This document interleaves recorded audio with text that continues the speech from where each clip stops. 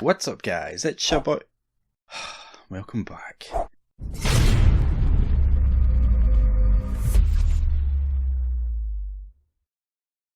I feel like I've been falling behind on this critique series, so I thought I'd better catch up and do two back to back. In this episode we're going to look at a model sent in by Cancel 1600. It's a newer version of the classic Beholder Demon from the original Dungeons and Dragons game. It's nicely painted, but there's loads of little things that you could do to improve it. First off, let's get rid of that coin, it's a bit distracting. So the main problem is that... Angus. What? Onion. Pfft.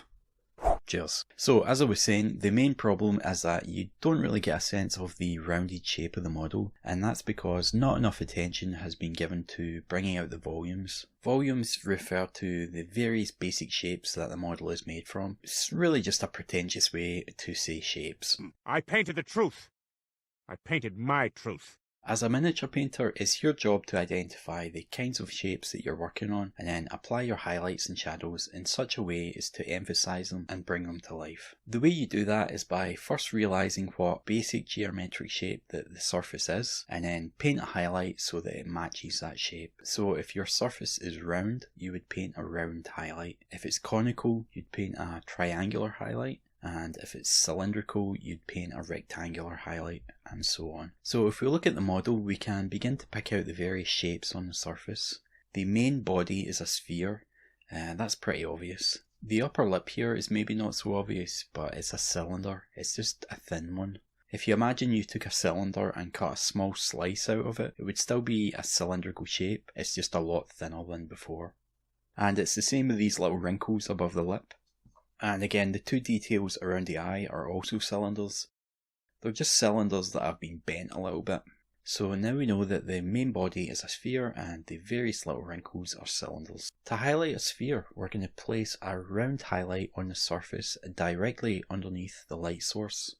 So for this example, we'll have a single light shining down from above, which would place our highlight here near the top of the sphere. To highlight a cylinder, the light is going to be running along the length, again directly below our light source. So because the light is directly above us, that would place the highlights here in the middle of the cylinders. Now if we apply that in the model, it's going to look like this.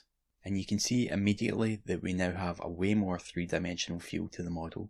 Colour wise, you'd simply mix an off-white that has a bit of yellow in it into the green to get your highlight. If you just use white to brighten the green, you run the risk of sucking all the colour out of your highlight and it will end up looking quite pasty, so it's better to use paint that has some yellow in it to help avoid that. Something like GW Dorn Yellow or Vallejo Ice Yellow would work really well. You could also just make your own by adding a bit of a bright yellow into some white. We'll apply that same principle to the tentacles. Notice that they're also cylinders, it's just that they've been bent around a bit, so you're still going to highlight them along the length, but only paint the areas that would be hit by the light from above. And that's going to look something like this. It's actually pretty amazing just how much of a difference that single highlight makes. Alright, so now that all the shapes have been clearly defined by the highlights, it's starting to look way more lifelike.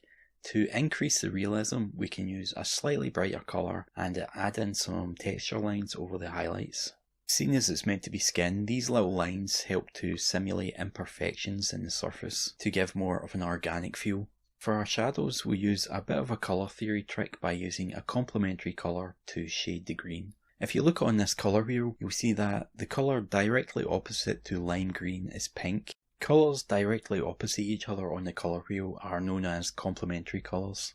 Now you wouldn't think that pink would make a good shadow for bright green, but actually it works really well. Just be sure to use a pink that's darker than your green tone. If you only have bright pinks at your disposal, mix a bit of black in to darken it down. Then you can simply glaze that into your shadows, so anywhere that wouldn't be catching the light, which is going to look like this.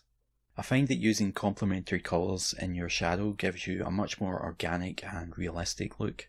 If you were to use a bright pink instead for this, it would look more like an OSL effect. So it still looks pretty cool, but it doesn't really read as a shadow. So if you're using this idea, make sure that the complementary colour is darker than your base colour.